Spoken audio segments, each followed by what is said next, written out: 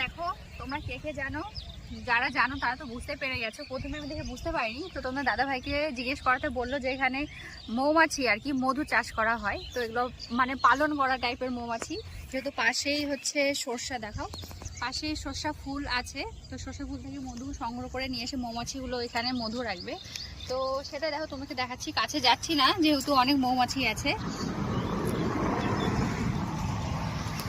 তো কে কে first time দেখছো বা এর আগেও দেখেছো একটু জানাবে কিন্তু। আমি তো ফার্স্ট টাইম দেখলাম, আমি তো বুঝতেই পারিনি প্রথমে।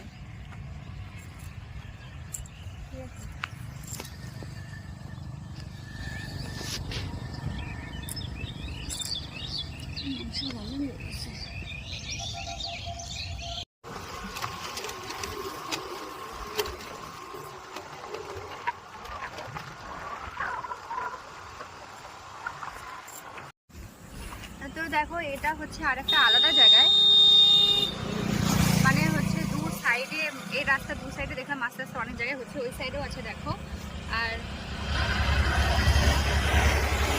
এই সাইডেও, তো দুই পাশে, সেজন্য দেখালাম তোমাদেরকে। এখান থেকে বেরিয়ে যাওয়ার পরে রাস্তায় আমরা একটা মেলা দেখতে পাই।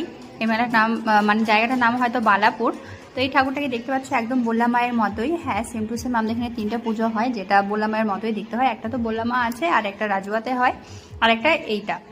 তো তো ভালোই হলো, মাকে দর্শন হয়ে গেল, একটা মেলাও ঘোরা হয়ে গেল। ভালো দিনে বেরিয়েছিলাম বলতে পারো। আমার অনেক দিনের ইচ্ছে ছিল যে যাব কোনো একটা মেলায়, তো বলতে বলতে আবার চলে আসলাম।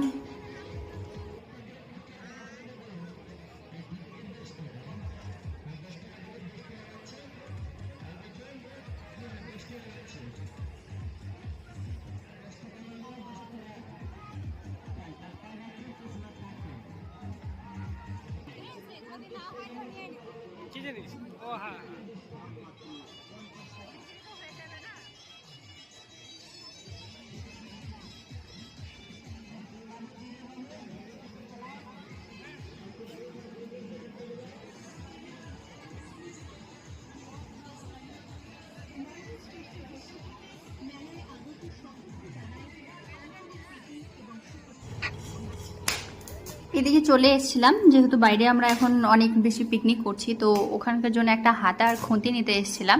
কারণ বাড়ির খুন্তিটা বারবার নিয়ে যেতে ভালো লাগে না, সেই জন্য এক্সট্রা করে কিনে নিচ্ছিলাম। তো প্রথমে আমি দেখছিলাম, মানে দেখতেই পাচ্ছিলাম না খুন্তি।